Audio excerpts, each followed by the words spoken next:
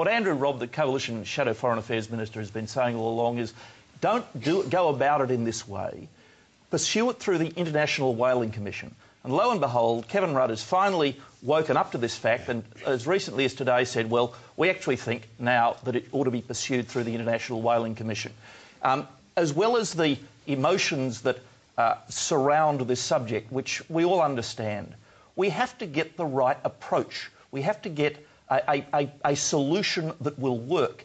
And I'm afraid on this, as on so many other issues, Kevin Rudd has substituted an efficacious approach to a real solution for a very flamboyant public statement. Joel Fitzgibbon.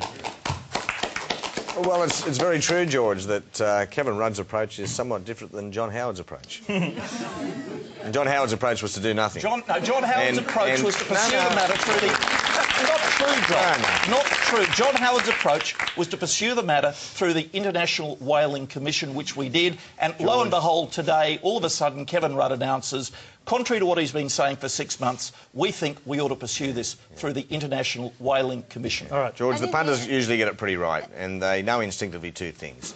That the slaughter of whales is wrong. I think Charles is out of step there, sorry, mate. And that John Howard did very little. Now, Kevin Rudd's having a go. It's this idea that he picked it up as some sort of popular stance is ridiculous. This ran enormously throughout the media, I think, over the Christmas period. And like any good Prime Minister, he responded. And I think he did the right thing in responding. He responded. He had the wrong response. He had a response that was flamboyant and showy, but ineffective. Let's see whether we get an outcome, George. That's the important thing. Yeah, exactly. And in the end, where's Ian Campbell today? Where's Mr Howard's Minister for Environment today? Who's he with? Who's he with? He's with Sea Shepherd. Yeah. He's on the Sea Shepherd. Right, so this is how much he endorsed Mr Howard's policy. Well, Ian Campbell was, in fact, the Australian representative when he was Minister of the Environment at the International Whaling Commission, pursuing the same policy, which in one breath Joel condemns as not doing enough, but in the next breath admits that Kevin Rudd has at last seen the wisdom of. Are you embarrassed, George? Are you embarrassed that your ex-minister... I'm not at all embarrassed that the new government, having for 6 months condemned the previous government for not doing enough, has at last seen that the way the previous government was going about it was more likely in the end to be rewarded with success, and therefore has adopted precisely the policies that we adopted by pursuing the matter in the appropriate forum, not through flamboyant gunboat diplomacy. Which achieved nothing, and Sea Shepherd and other like-minded people achieved more in one single whaling season than you did over the last 11 years. And in the end, it's about the heart and mind of the Japanese. Okay. Let me just break into this. I want to ask a question of Joel Fitzgibbon along these lines. You've had one armed vessel monitoring the whaling fleets in the southern oceans. Would you ever consider using the Navy to actually stop it happening? Highly unlikely, Tony. And interestingly, despite common misconceptions on these issues, we don't really have the capability to do these things over such long distances. But I'd be, at every point, very resistant to any sort of intervention. And certainly that's the position of the government. OK, we've got questions from the floor. We'll go to this gentleman down the front here, and then we'll go up to the back. The point of the question was the comparison between the two and the hypocrisy. We seem to have drifted away from that a little bit. But it begs the question, does a pig or a chicken feel any less pain than a whale? That's sort of the point that Charles Firth was making. Kate Crawford. We can almost take that one as a comment, can't we? I mean, you know, we're opening up really quite large questions here about how we deal with they are the animals interesting that we questions, eat. though, because when there was a cull of kangaroos that are used here for pet food, that are used here for human food, there was an outcry from Japanese.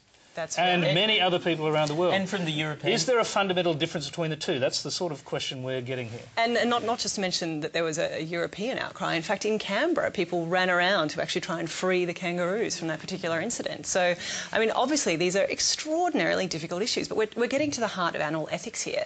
And ultimately, this is how we engage with the world around us. And at the moment, we're very anthrocentric. We see the world as being something that we can use and plunder for our own needs and for our own resources. And while that continues to be the case, we're going to continue to have these sorts of issues around how we engage with the animal world, how we see it as being just another resource that we can exploit. And I would agree with you that it's a genuine problem. But again, this requires an enormous cultural shift about how we engage with the ecosystems around us. And that would include all of the sorts of animals that you've been talking about. OK, that's nicely summed up. I'm sorry you want to make your point, but we are out of time. That's all we have time for tonight. And we're going to have to leave it as a live program, as everyone can see. Thanks for joining us on Q&A. Thanks to our panellists, Joel Fitzgibbon, Kate Crawford, George Brandis, Charles Firth and Pru Goward.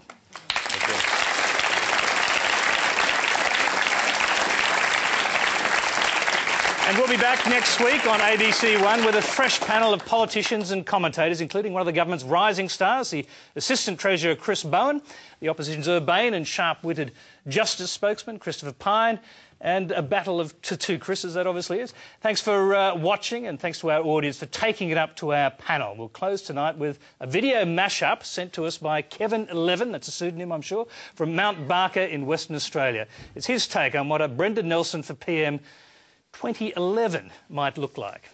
If you think you can do better, incidentally, go to our website, abc.net.au/Q&A. Send us your questions, send us a mashup, or sign up to join the studio audience. But for now, it's good night from us.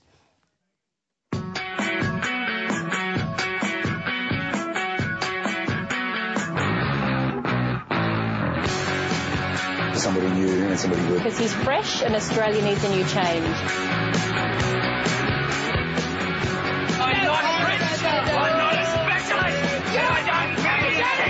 I can assure you that I'll be always voting Liberal. I've never voted Liberal in my life.